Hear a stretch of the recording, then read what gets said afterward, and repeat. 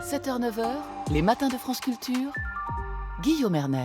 On l'a appris cette nuit, le Brésil rejette l'aide du G7 pour combattre les incendies en Amazonie. Le pays du G7 avait proposé plusieurs mesures refusées par Brasilia qui conseille à Emmanuel Macron, je cite, de s'occuper de ces colonies. Pour en parler, nous sommes en compagnie tout d'abord de Philippe Grandcola. Bonjour, vous êtes directeur de recherche au CNRS, vous êtes directeur du laboratoire Institut de systématique, évolution et biodiversité au Muséum d'histoire naturelle. En face de vous, Judith Rochefeld, bonjour.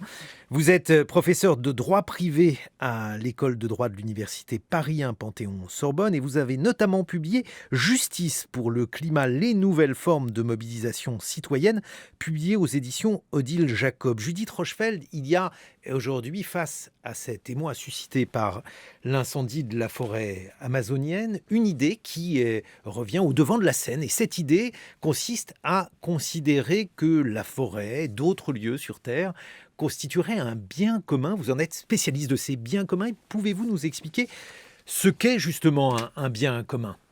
Alors, dans une approche tout à fait, je dirais, générale, la plus large qui soit, ce serait des ressources ou des milieux, des entités naturelles à qui on attribue un intérêt commun. Donc l'Amazonie, dont on parle beaucoup actuellement, ne serait-ce que pour son aspect climatique ou de biodiversité, on sent bien qu'elle est chargée, ne serait-ce que dans notre imaginaire et dans la réalité, d'un intérêt commun. Et en général, la communauté qui va avec cette description, c'est l'humanité. Et par exemple, pour le système climatique, rattaché à la défense de l'Amazonie actuellement, c'est cette préoccupation de l'humanité qui a surgi dans les années 90 dans les textes pour précisément marquer l'intérêt d'une humanité qui était une entité aussi abstraite à la préservation du système climatique et à la préservation des entités naturelles qui permettent la stabilité du système climatique. C'était cette idée d'une communauté de risque, telle qu'a pu théoriser Ulrich Beck, une sorte de... Il faut présenter... Oui, c'est un intellectuel allemand qui avait, quant à lui, théorisé la société du risque, l'idée que ce qu'on avait à partager actuellement était davantage des risques, et que dans sa description, il y aurait constitution, cristallisation d'une communauté parce qu'on a un risque à affronter ensemble. Et pour le climat, d'ailleurs, il parlait encore davantage d'un momentum cosmopolitain, c'est-à-dire l'idée que parce qu'on a ce risque existentiel à affronter ensemble, on allait créer communauté et imposer ou défendre un intérêt commun. Le problème, et on le voit très bien dans l'Amazonie, on le voit très très bien dans les réactions du président brésilien, c'est que l'articulation qui émane des années 90 de ces traités, c'est une articulation entre vocation de certaines entités ou de certaines ressources ou systèmes à l'humanité et souveraineté des pays sur les territoires desquels il y a ces entités naturelles. C'est ce que dit Jair Bolsonaro. Il dit qu'Emmanuel Macron n'a pas réussi à empêcher l'incendie de Notre-Dame, mais qu'il devrait plutôt s'occuper de Notre-Dame, alors que l'Amazonie est brésilienne et entend le rester. Tout à fait. Et puis, on ajoute en général, ce qui a fait marquer un certain échec de cette articulation, puisque cette articulation devait donner lieu à une gouvernance par les États de certaines entités ou systèmes comme le système climatique.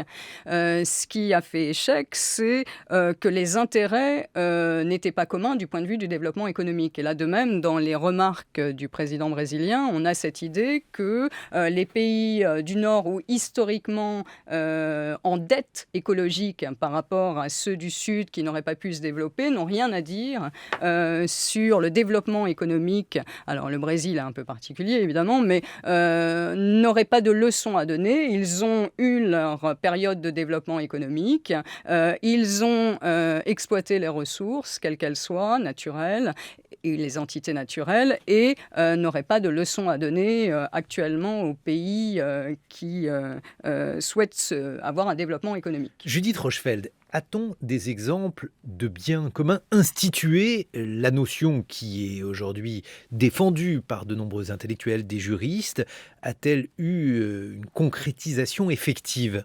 Alors, ce que l'on voit, donc là, on a ce constat d'échec de l'idée d'un bien commun qui se serait imposé pour l'humanité. Ce que l'on voit actuellement, c'est une sorte de défense dans chacun des États, notamment pour le climat, ça se voit beaucoup, une sorte de reterritorialisation, de relocalisation de la défense de ces bien commun, c'est-à-dire, et je donne un exemple qui est amazonien, c'est-à-dire par exemple pour la Colombie, on a eu devant la Cour de justice, dans la Cour suprême de Colombie le 5 avril 2018, 25 jeunes qui ont obtenu que la partie de l'Amazonie colombienne soit traitée comme une personne et que, en conséquence, on arrête la déforestation.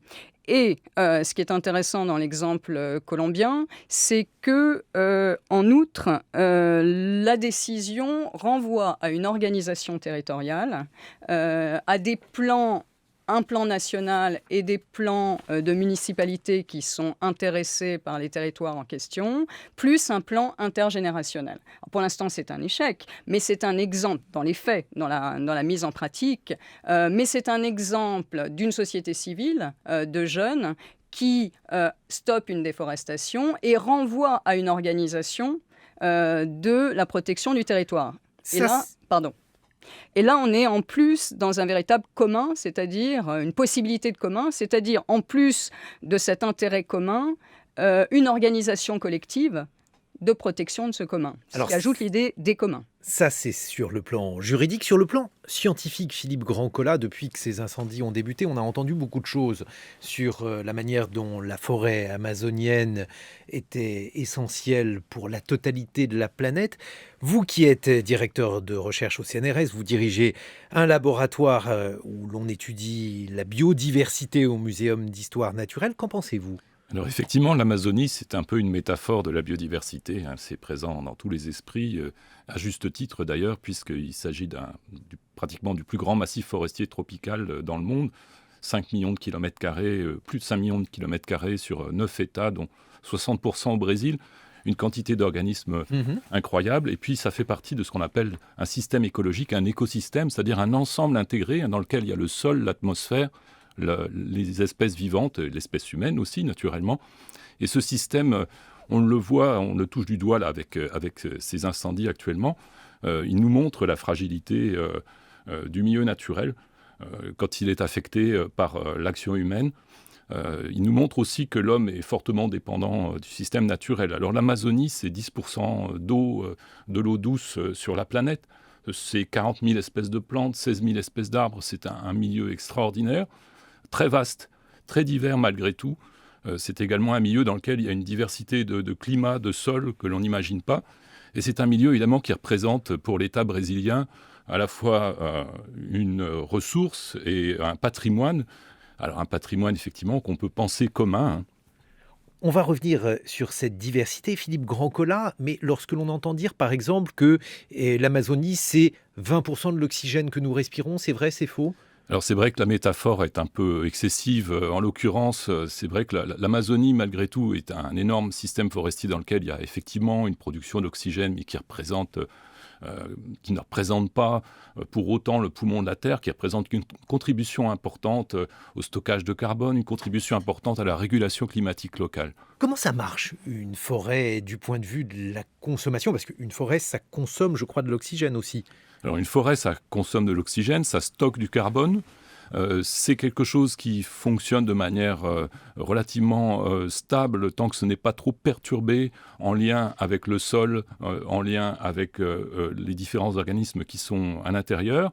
Le plus grand danger pour l'Amazonie, c'est de rentrer dans une spirale infernale que les biologistes craignent actuellement, où on va vers une modification du climat au niveau global terrestre, avec des actions de déforestation locale, on peut rentrer dans une spirale où la majeure partie de l'Amazonie, d'ici 2050, serait réduite à l'état de pâture ou de système ouvert, et où ça mettrait en danger le restant des surfaces forestières qui ne seraient plus capables de se maintenir dans un climat qui deviendrait beaucoup plus sec. Parce que l'enjeu aujourd'hui, c'est la déforestation pour utiliser la surface gigantesque de l'Amazonie à d'autres usages. Alors, par exemple, l'élevage, mais pas seulement.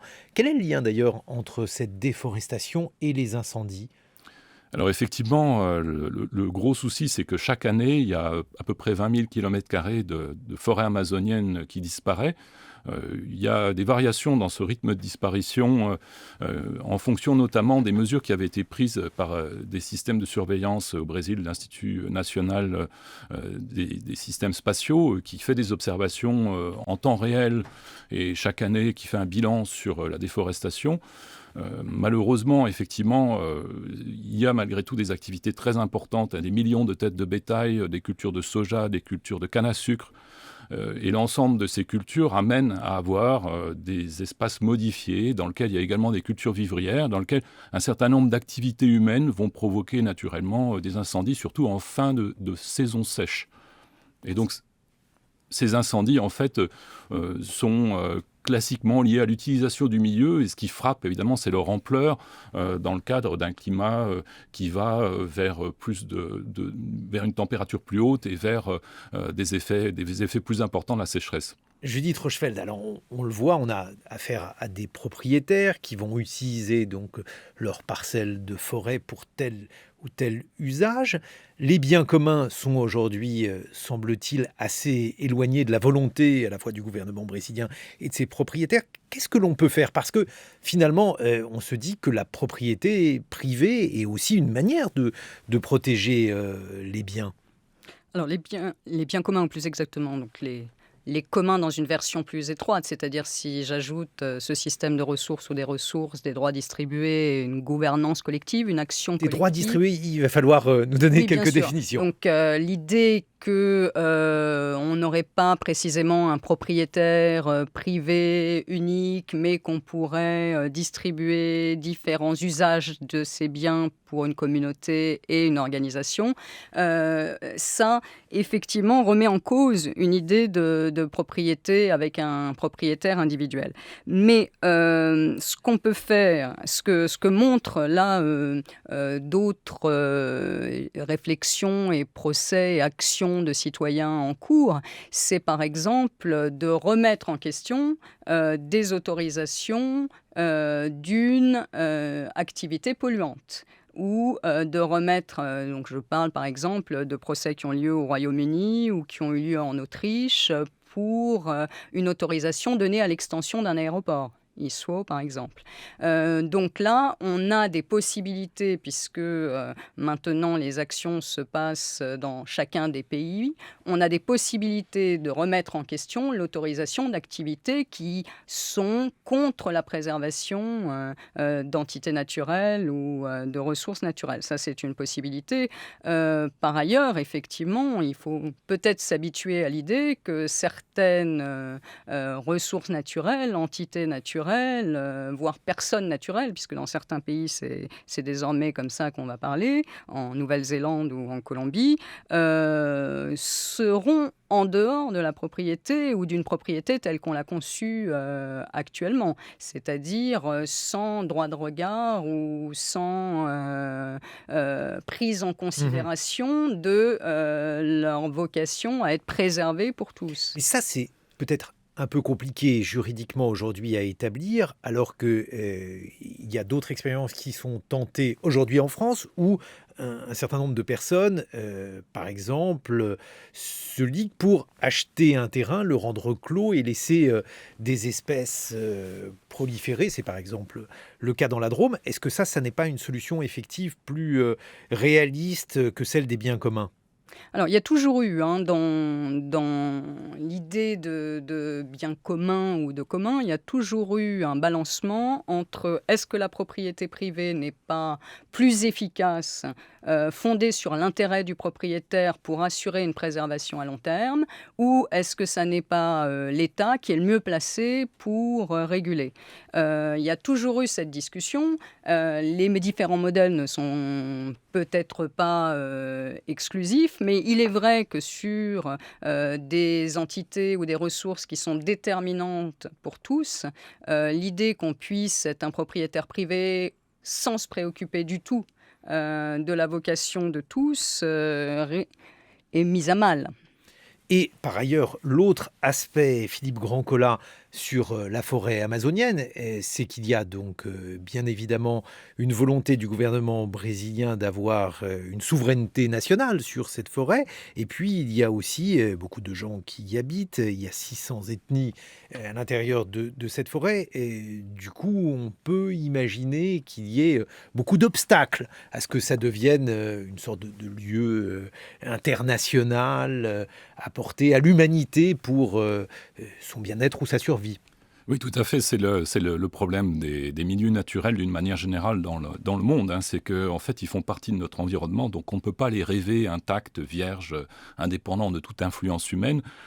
L'Amazonie a été peuplée avant l'arrivée des Occidentaux par une dizaine de millions d'Amérindiens. Aujourd'hui, comme vous l'avez souligné, il y a beaucoup d'ethnies, beaucoup de personnes qui résident dans l'Amazonie. Il y a beaucoup d'enjeux aussi également pour le gouvernement brésilien. Dans les années 70, il y a des voies de communication qui ont été construites parce que le Brésil devait s'approprier cet espace vierge qui faisait l'objet de beaucoup de convoitises. Naturellement, ces voies de communication, les fameuses transamazoniennes, etc., ont généré une utilisation du milieu qui était franchement différente.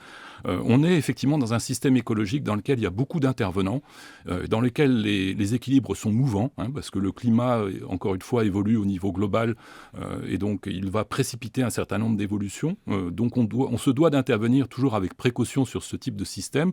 Aujourd'hui, ce qui est clair, en fait, c'est que les annonces de libéralisation sur l'utilisation du milieu naturel ont un effet désastreux. Ça enlève un certain nombre de verrous qui avaient été posés au cours des années passées, dans lesquels et qui aidaient en fait les utilisateurs des milieux à avoir une attitude beaucoup plus raisonnable sur la gestion de milieux naturels. Aujourd'hui, dans une situation finalement où on est un peu décomplexé, on peut brûler, on peut dévaster avec un peu plus d'impunité. On l'a vu, un des responsables brésiliens du système d'information spatiale a même été limogé quand il a alerté sur l'état des lieux d'une manière scientifique.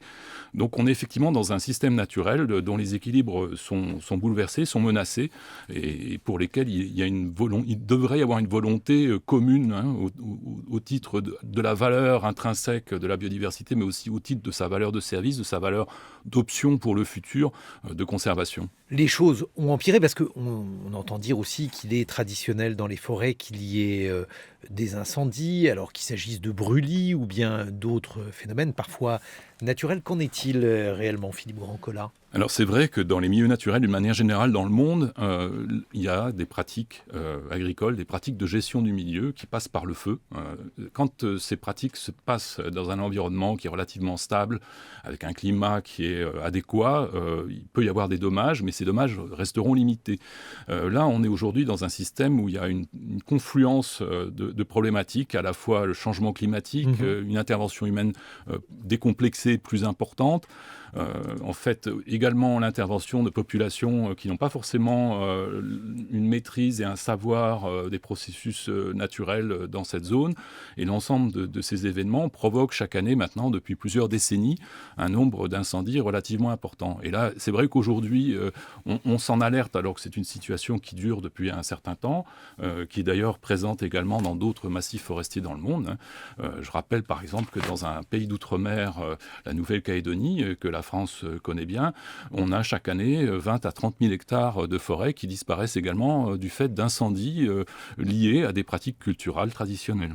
On va continuer à en parler, Philippe Grandcola. Je rappelle que vous êtes directeur de recherche au CNRS et vous êtes notamment spécialiste de l'évolution et de la biodiversité au Muséum d'histoire naturelle. Judith Rochefeld, on se retrouve également dans quelques instants. Justice pour le climat, les nouvelles formes de mobilisation citoyenne. C'est votre livre publié aux éditions Odile Jacob. En attendant, il est 8h sur France Culture. Je vous souhaite un excellent réveil. Les matins de France Culture, 7h-9h, Guillaume Erner. Et justement, on va évoquer ce G7 et plus généralement ce que la communauté internationale peut faire dans le cas de la crise écologique. On a évoqué la situation en Amazonie. Emmanuel Macron est revenu sur ce qui est en train de se dérouler là-bas et on en parle avec Philippe Grandcola, directeur de recherche au CNRS, directeur du laboratoire Institut de systématique évolution biodiversité au Muséum d'histoire naturelle, et puis Judith Rochefeld, professeure de droit privé à l'école de droit de l'université Paris 1 Panthéon-Sorbonne. Vous avez notamment publié Justice pour le climat chez Odile Jacob. Judith Rochefeld, votre regard sur le G7, ce qui s'est dit là-bas en matière d'écologie? Il y aurait beaucoup à dire, mais l'un des points qui frappe beaucoup, c'est que jusqu'à présent, on s'était habitué, et ça a été voulu, ça a été ainsi dans toute l'évolution de la construction de la protection du climat, par exemple, c'est qu'on s'était habitué à une dichotomie assez claire entre les traités commerciaux d'un côté et puis ceux de protection de l'environnement de l'autre.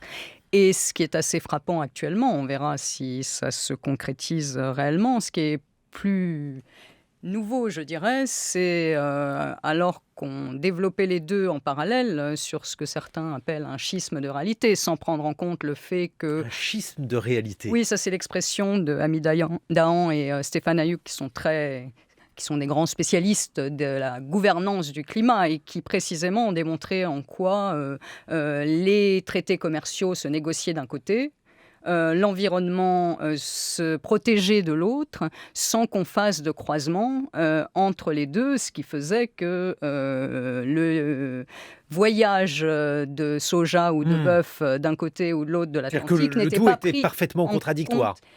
En tout cas, on avait deux réalités différentes avec ce paradoxe. Ce qui n'est pas génial quand même. Voilà, disons que l'un était marginalisé par rapport à l'autre. Et le fait dans le cadre de ce G7, de croiser les deux, c'est-à-dire de conditionner, encore une fois, nous verrons comment ça se développe dans l'avenir, mais de croiser la signature du Mercosur avec une certaine protection de l'Amazonie, un comportement vis-à-vis du climat, est un croisement qui est intéressant. Mais est-ce que précisément cette volonté de protéger l'Amazonie ne se heurte pas à un autre principe en droit, parce que le G7 est là aussi pour composer, pour faire respecter le droit. Lorsque Bolsonaro dit que l'Amazonie est brésilienne, et il n'est pas le seul à le dire, ses prédécesseurs en ont dit tout autant, est-ce que là, il n'y a pas un autre principe qui consiste à s'arroger une souveraineté sur un lieu qui n'est pas le nôtre, Judith Rochefeld? Il a tout à fait le droit d'avancer sa souveraineté. C'est un principe évidemment fondamental. Mais précisément au constat de ces blocages, c'est-à-dire du fait que gouverner ensemble, par exemple, le climat n'est pas possible si on n'a pas un intérêt commun et qu'on ne se met pas d'accord sur cet intérêt pour le défendre. Qu'est-ce qui se passe actuellement? Et le Brésil est le contre-exemple, en fait, actuellement, en ce moment. Qu'est-ce qui se passe? C'est que chacune des sociétés nationales, civiles nationales, les organisations non gouvernementales, les citoyens, rappellent leur État, qui sont souverains, à leurs responsabilités vis-à-vis des biens communs. C'est ce qui est en train de se produire dans beaucoup d'arènes judiciaires nationalement. Ça se produit dans beaucoup de pays qui sont proches du Brésil. Ça ne veut pas dire que les États obtempèrent, ça ne veut pas dire que les citoyens obtiennent toujours des ordres que l'État se comporte mieux vis-à-vis du climat ou de l'environnement, mais on a une action nationale qui se met en place dans beaucoup de pays pour précisément contrer le fait qu'internationalement, on n'y parvienne pas. Alors, le Brésil n'est pas celui où il y a les actions en ce moment. Donc, on a d'autres moyens pour le ramener à la table de la protection de l'environnement. Philippe Grandcola. Moi, je suis très heureux, en tout cas, que la biodiversité soit finalement sous le projecteur du fait de cette situation, puisque on parle effectivement beaucoup d'environnement dans le monde, on parle beaucoup de la crise du changement climatique, on parle souvent beaucoup moins de la crise de la biodiversité, en fait, qui est intimement liée à la crise du changement climatique. En fait, il faut se rappeler que la stabilité du climat est aussi liée aux effets de rétroaction sur la biodiversité, le puits de carbone de l'océan, l'effet des puits de carbone biologiques comme les grands massifs forestiers, l'Amazonie, premier système forestier tropical. Ce coup de projecteur est nécessaire. On a souvent l'impression en fait que nos sociétés aujourd'hui considèrent la biodiversité comme une valeur marginale dont on perçoit l'intérêt au plan patrimonial, mais dont on a du mal finalement à penser qu'on ne puisse pas intervenir de manière industrielle, mécanique, brutale en permanence, alors qu'en réalité on se rend compte avec la crise de l'Amazonie aujourd'hui, on se rend compte, et encore une fois cette crise elle est emblématique de ce qui se passe dans le monde en général, il n'y a pas qu'en Amazonie que ce type de problème intervient, elle est emblématique en ce sens qu'on voit qu'il y a eu une utilisation de l'Amazonie avec les populations amérindiennes il y a 400 ou 500 ans qui était importante, dans laquelle il y avait une action sur l'environnement qui n'était pas négligeable, mais elle se faisait avec un tempo, avec des méthodes, avec un nombre de personnes, avec une absence d'industrialisation qui rendait le système viable. Aujourd'hui, ce que vous voulez dire, c'est que la déforestation, l'utilisation du bois pour le chauffage ou pour la construction, c'est pas une nouveauté. Et si jadis cela avait moins de conséquences, c'est parce que c'était des gestes isolés, Philippe Grandcola ? Tout à fait. Aujourd'hui, on est dans un système où l'action de l'homme est tellement forte et tellement prégnante qu'on ne maîtrise plus la situation.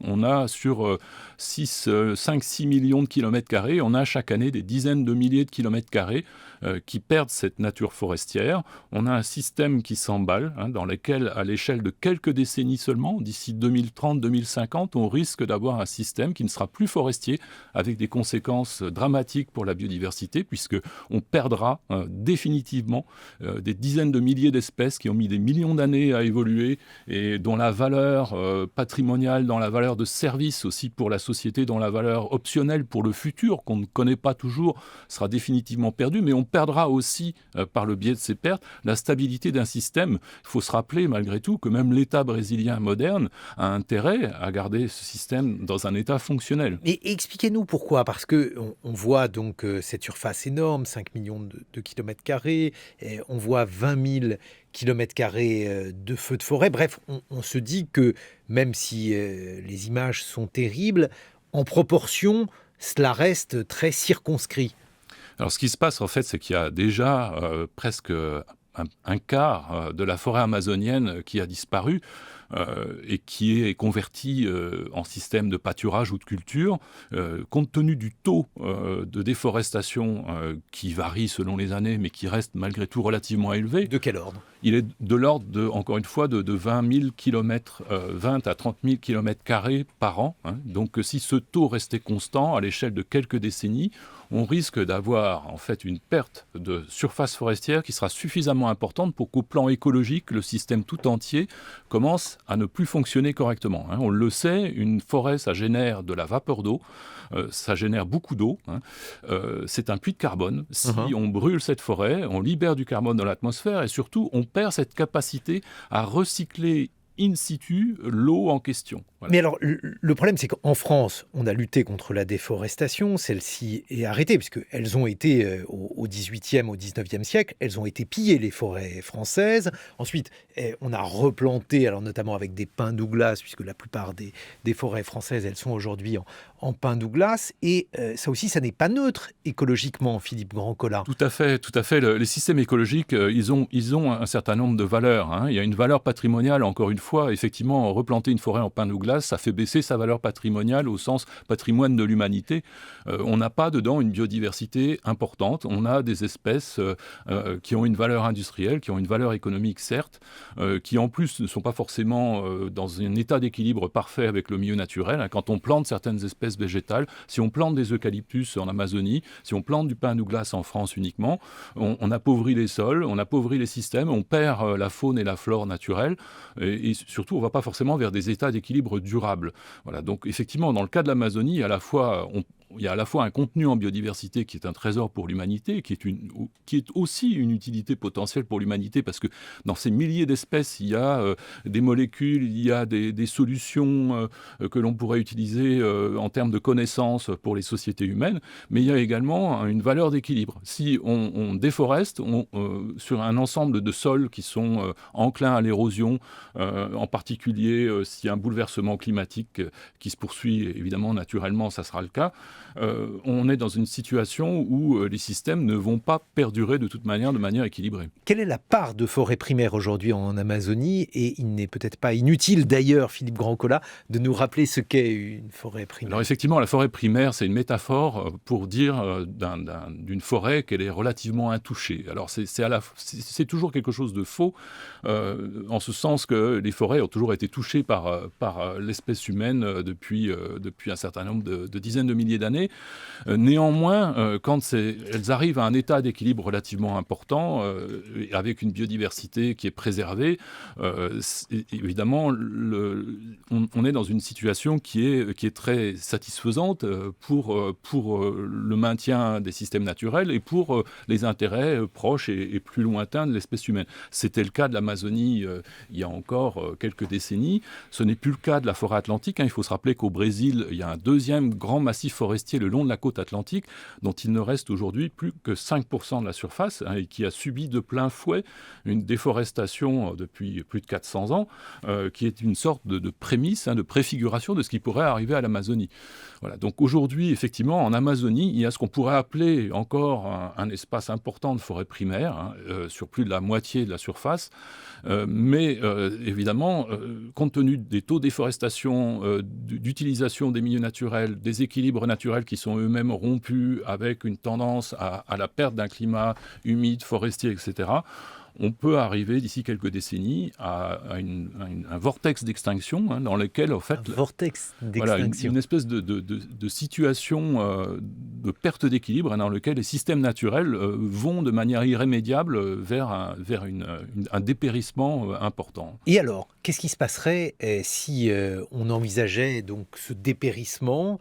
Qu'est-ce qu'il y aurait comme conséquence? Donc vous avez parlé d'eau douce, on sait qu'il y a un système régulateur, il y a la biodiversité, bref, quels sont les scénarios du pire dans cette perspective-là, Philippe Grandcola? Le scénario du pire, bien sûr, c'est d'abord la perte de dizaines de milliers d'espèces. Pour parler clair, en Amazonie aujourd'hui, Quelles sont ces espèces? 40 000 espèces de plantes, 16 000 espèces d'arbres.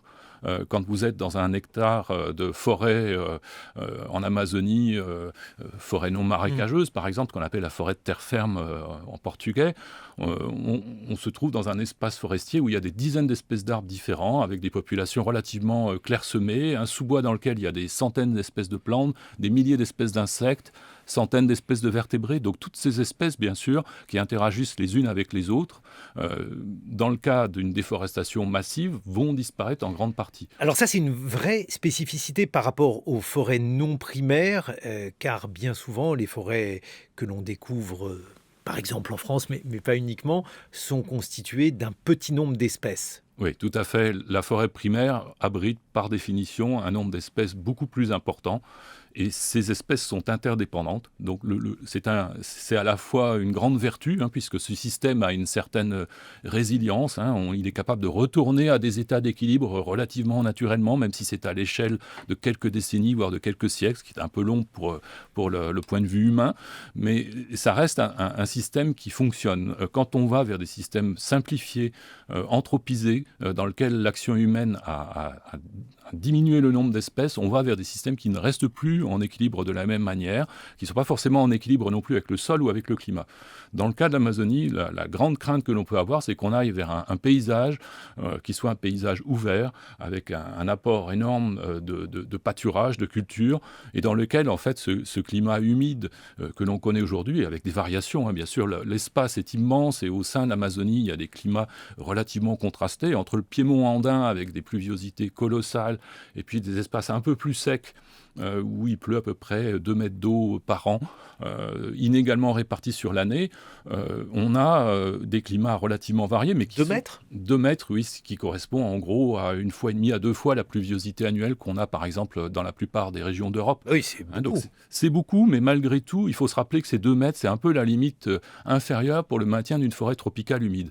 Même 2 mètres d'eau, beaucoup, si c'est inégalement réparti, en fin de saison sèche, on se trouve avec un certain état de sécheresse, ce qui amène d'ailleurs à favoriser les incendies qu'on voit aujourd'hui.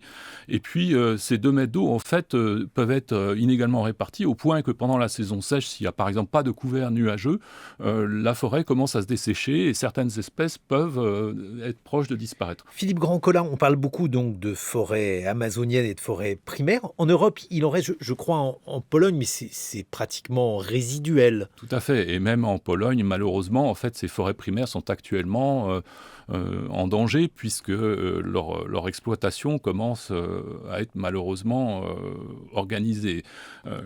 C'est vrai que nous avons effectivement dans nos milieux naturels une manière de gérer en Europe depuis un certain nombre d'années, voire des siècles, qui n'est pas compatible avec le maintien d'une biodiversité riche et équilibrée. Et à ce titre, c'est vrai quelquefois que c'est une situation qui est assez délicate. On ne peut guère se poser en donneur de leçons, en particulier quand on consomme des produits qui sont effectivement générés par l'exploitation de la forêt amazonienne, comme le soja ou le bétail. On ne peut pas se poser en donneur de leçons par rapport à des pays comme le Brésil, par rapport à l'utilisation du milieu naturel. Bon, néanmoins, je pense qu'il y a un vrai consensus dans la communauté scientifique en général, qu'il s'agisse de scientifiques brésiliens, de scientifiques européens ou de tous les pays du monde, pour considérer justement qu'une bonne gestion des milieux naturels, et en particulier en Amazonie, est vraiment un préalable pour le maintien d'un environnement qui est compatible avec l'espèce humaine. Il y a de plus en plus de mobilisation citoyenne, Judith Rochefeld, pour obtenir une justice à la fois pour le climat, pour reprendre le titre de votre livre, mais aussi pour faire en sorte que les gouvernements obéissent à des règles naturelles ou en tout cas se soucient plus d'écologie. On a vu poindre cela l'année dernière avec beaucoup de procès ou de volonté de faire des procès. Est-ce que ça peut avoir une incidence sur le respect de ces milieux naturels? L'ancien ministre de l'écologie était sceptique sur le pouvoir véritable de ces procès. Alors, si vous faites allusion à la phrase « est-ce que c'est dans une arène judiciaire qu'on va faire baisser les émissions de gaz à effet de serre ?» C'est une phrase qui m'a beaucoup marquée. Parce que phrase de François de Rugy. Oui, ministre, comme vous l'avez rappelé, de l'écologie. C'est une phrase qui m'a beaucoup marquée parce qu'elle contient énormément de paradoxes, effectivement. Tout d'abord, le fait que ce soit des citoyens qui, vis-à-vis de leur État, contestent le contrat social. Pour certains, en Suisse, les contestations ont lieu sur le contrat social, c'est-à-dire l'intérêt général que vous avez défini par rapport au climat ne me convient pas, vous ne le prenez pas assez en compte. Et pourtant, c'est notre protection vis-à-vis du climat ou par la stabilité du climat, c'est la contrepartie de votre autorité, de mon respect de votre autorité, par exemple. Donc on a ce genre d'allégations. Et... Pardon. Non, c'est parce qu'en fait, il y a Hervé Gardette qui passe derrière vous, mais c'est pas grave, il va se faire discret. Voilà. Judith Rochefeld, ne vous laissez pas impressionner par Hervé Gardette. Donc il y a des actions, donc, ça contenait cette idée que des élus légitimement au pouvoir se fassent mettre en question par des citoyens. Est-ce que ça marche ? Pour l'instant, il y a beaucoup d'actions. Il y a beaucoup d'actions, déjà, c'est ce qu'il faut dire, de citoyens, d'associations, d'organisations non gouvernementales. Est-ce qu'elles aboutissent, par exemple, à un ordre donné à un État de baisser ses émissions de gaz à effet de serre ? Ça aboutit aux Pays-Bas, qui n'étaient pas sur la trajectoire de baisse d'émissions que le pays avait annoncé aux accords de Paris et qui a été enjoint de se mettre dans cette bonne trajectoire par ses citoyens, 886 citoyens. Et il est vrai que c'est l'exemple d'un certain succès, alors qu'on pourrait croire que dans d'autres pays, Royaume-Uni par exemple, c'est un échec parce qu'on a rejeté ces demandes. Mais ce qu'il faut voir, c'est qu'à chaque fois qu'il y a ces procès, il y a une prise de conscience des populations, ça c'est un premier effet qui n'est pas quantifié par la décision. Et puis il y a aussi en général une reformalisation de la politique de l'État en question, qui, parce qu'il y a pression des citoyens, se place dans une autre trajectoire qui était la sienne. Donc il y a des décisions qui sont spectaculaires, comme celle de la Fondation Organda et des 886 citoyens des Pays-Bas.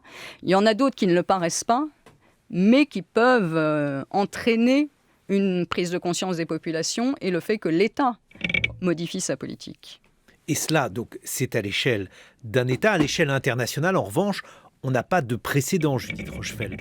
Alors, il n'y a pas, ça c'est peut-être ce qu'il faut préciser immédiatement, c'est qu'il n'y a pas de Cour de justice internationale qui est compétente pour l'environnement en général. Est-ce que ça serait imaginable, puisque vous parlez de bien commun, puisque depuis le début de ce drame en Amazonie, on évoque non pas seulement la question de l'Amazonie, mais la question de la planète tout entière. Est-ce qu'on peut imaginer une procédure qui se déroule à l'échelle, cette fois-ci, du globe ? C'est imaginable effectivement, philosophiquement ou dans l'idée, ça serait ça suivrait une certaine logique. Beaucoup de juristes défendent par exemple les écocrimes, le fait qu'on ajoute dans les statuts de cour pénale qui existent des crimes contre l'environnement, mais ça présuppose de passer cette difficulté, de surmonter cette difficulté qu'on a déjà identifiée, c'est-à-dire que les États soient d'accord pour se mettre ensemble dans cette perspective et signent un traité. Or, ce qu'on constate dans la gouvernance du climat, et c'est flagrant, c'est que précisément si les arènes nationales prennent autant d'importance, c'est parce qu'il y a l'accord de Paris qui a affiché certains engagements, mais c'est aussi parce que les arènes nationales, les citoyens ont pris acte qu'au niveau international, ça ne fonctionnait pas suffisamment. Et de fait, on a cette relocalisation du global nationalement. C'est pour ça. Mais du coup, pour répondre à votre question, ça serait logique, mais peu envisageable dans les faits. Votre point de vue, Philippe Grandcola? Alors effectivement, au niveau international, il y a des instances qui ne sont pas juridiques, mais qui ont eu une importance de médiation par rapport aux sociétés. Notamment, on a tous entendu parler de la signature de la Convention dite de Rio sur la biodiversité, qui engage dans les conférences des parties les pays qui ont signé cette convention. Là, il y a une conférence des parties qui s'est tenue à Sharm el-Sheikh il y a 1 an. Une autre va se tenir l'année prochaine en Chine à Kunming, et où on pourrait avoir des accords internationaux dans lesquels un certain nombre d'États s'engagent sur des accords qui seraient peut-être similaires aux accords de Paris concernant le climat. Alors c'est extrêmement important que ces discussions puissent avoir lieu, même si on est toujours frustré finalement du retrait des pays a posteriori des accords ou de leur peu d'intérêt finalement pour l'application de ces accords. Mais au moins ça permet, de la même manière que quand il y a eu cette réunion de la plateforme IPBES, la plateforme sur la biodiversité, l'analogue du GIEC en quelque sorte qui s'est tenu à Paris il y a quelques mois, ça permet aux sociétés, aux gouvernants et aux citoyens de prendre conscience que la biodiversité a une valeur, au même titre que le climat, que les deux fonctionnent de pair, qu'on ne peut pas avoir l'un sans l'autre et qu'on ne peut pas les traiter comme des valeurs marginales au sein de nos sociétés, de notre monde. Nous n'avons qu'une planète dans laquelle nous devons faire avec la biodiversité et le climat. Vous avez l'impression que les choses changent à cet égard, Judith Rochefeld, vous qui êtes juriste? Depuis quelques années, et encore davantage en 2018 et 2019, la multiplication des procès citoyens, même, je le répète, si certains se soldent par des échecs apparents, me semble effectivement faire changer les choses. Après, est-ce qu'on arrivera à faire changer les choses dans les temps qui nous sont impartis pour limiter la hausse des degrés en matière climatique? Là, c'est la vraie question. Philippe Grandcola, directeur de recherche au CNRS et directeur de l'Institut de systématique évolution biodiversité au Muséum d'histoire naturelle. Et Judith Rochefeld, vous restez avec nous. Judith Rochefeld, Justice pour le climat, les nouvelles formes de mobilisation citoyenne, c'est le livre que vous avez publié chez Odile Jacob. Je vous présente mes camarades qui vous ont un peu dérangé tout à l'heure, Judith Rochefeld. Pardon. Car ils viennent, c'est leur deuxième jour, ils ne sont pas encore très habitués, pour la séquence transition, théorie, conclusion. Je vous les présente. Aurélien Bélanger, votre conclusion sera ? Est-ce que les tubes de l'été existent encore en 2019 ? Une question. Et la théorie culturelle, Mathilde Serrel, bonjour. Bonjour, concernera le rap, la violence et le kitsch. Et dans quelques instants, votre transition, Hervé Gardette. Ouais, je me demandais si on peut parler d'écologie tous les matins sans se transformer immédiatement en militant écolo. Une vraie question. 8h45 sur France Culture.